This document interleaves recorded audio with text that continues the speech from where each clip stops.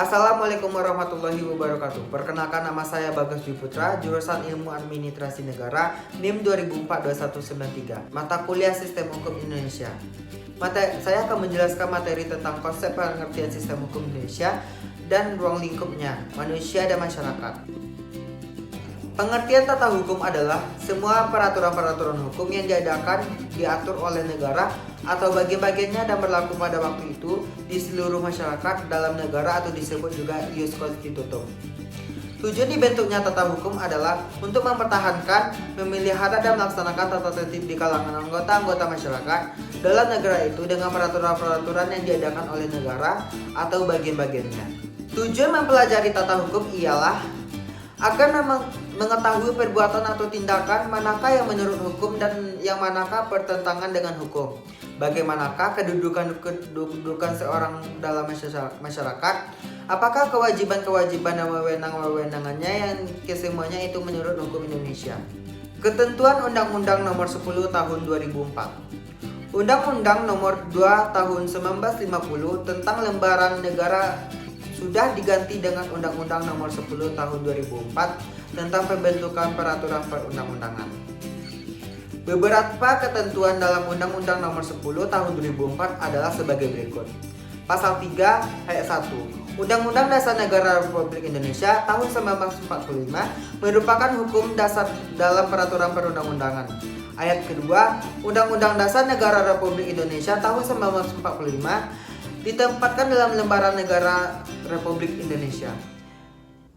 Ayat ketiga, penempatan Undang-Undang Dasar Negara Republik Indonesia tahun 1945 dalam Lembaran Negara Republik Indonesia tidak merupakan dasar pemberlakuannya. Masyarakat ialah sekelompok orang yang tertentu yang mendiami suatu daerah atau wilayah tertentu dan tunduk pada peraturan hukum tertentu pula. Salah satu faktor yang mengaktifkan suatu peraturan adalah warga masyarakat. Warga masyarakat dimaksud adalah kesadaran untuk mematuhi suatu peraturan perundang-undangannya, derajat kepatuhan. Secara sederhana dapat dikatakan bahwa derajat kepatuhan masyarakat terhadap hukum merupakan salah satu indikator berfungsinya hukum yang bersangkutan. Pembangunan masyarakat dalam sistem hukum Indonesia. Pembangunan dapat berperan untuk merubah perilaku masyarakat berupa kesadaran dan kepatuhan manusia atau masyarakat terhadap nilai-nilai hukum. Hal ini dapat terlaksana bila secara sistem hukum bekerja dengan baik dan dinamis, yang ditandai dengan berkualitasnya struktur hukum melalui pendidikan dan pengembangan profesi hukum agar dapat menghasilkan ahli hukum dan pembangunan hukum.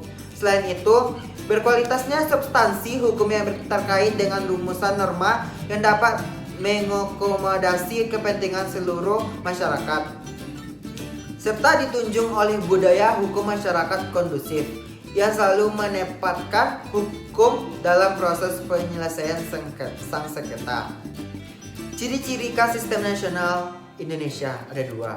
Yang pertama, negara RI lahir dari perjuangan kemerdekaan yang cukup lama yang berkulminasi atau memuncak pada era kemerdekaan yang dicetuskan oleh proklamasi kemerdekaan tanggal 17 Agustus 1945. Yang kedua, berlainan dengan penjajahan lain yang memaksakan sistem hukum dan pemerintahan pada jajahannya yang mencontoh negara induknya, misalnya Inggris atau Perancis. Belanda dijajahnya menjalankan sistem hukum dan pemerintahan dualistik.